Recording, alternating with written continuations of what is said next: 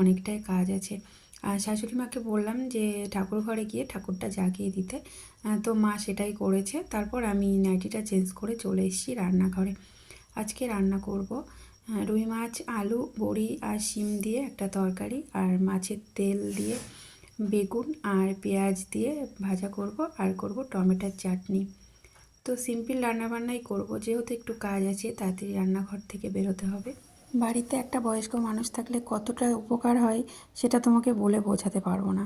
যেহেতু বাচ্চাটা তো আর আমার একার না, সবার, তাই ওই বাচ্চাটার পিছনে সবার পরিশ্রম করতে হয়। তো শাশুড়ি মা অনেকটাই হেল্প করে। যেমন আমি যেটুকু টাইম থাকি না সেটুকু টাইম উনি সুন্দর করে গুছিয়ে রাখার চেষ্টা করে, উনি যেটুকু পারে আর কি। আর আমি বাড়িতে এসে যতটা পারি ওনাকে একটু রেস্ট করতে বলি, যে আমি বাকিটা কমপ্লিট করে নিচ্ছি, আপনি যান একটু সকাল সকাল স্নান করে পুজোটা দিয়ে বসে থাকুন, আমি বাকি কাজগুলো কমপ্লিট করে নেব। যেহেতু আমি থাকি না যখন, তখন উনি একটু গুছিয়ে রাখে, ওনার ছেলের যত্ন করে। সেহেতু আমারও কর্তব্য যে আমি যেটুকু টাইম বাড়িতে থাকি সেটুকু নিজের মতো করে কাজগুলো গুছিয়ে রাখি, যেহেতু সংসারটা আমার। তো সেটাই করার চেষ্টা করি। তো আজকেও যেমন মাকে বললাম যে ঠাকুর ঘরের দায়িত্ব পুরোই আপনার, আর আমি বাইরের কাজগুলো কমপ্লিট করে ঘর টরগুলো গুছিয়ে নেব, আর শীতের পোশাকগুলো তুলে দেব। তা উনি বললেন যে ঠিক আছে, করে নাও।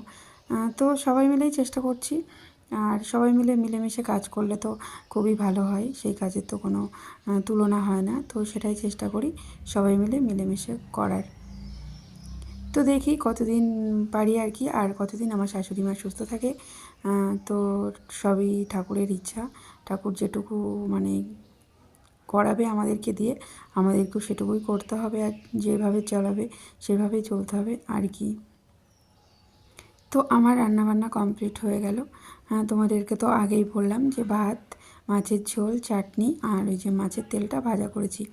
যেহেতু কাজ আছে বললাম, সেই কাজের জন্য তাড়াতাড়ি রান্নাটা কমপ্লিট করলাম। আর এই যে বাবু বসে পড়েছে খেতে, বাবুকেও খেতে দিয়ে দিলাম।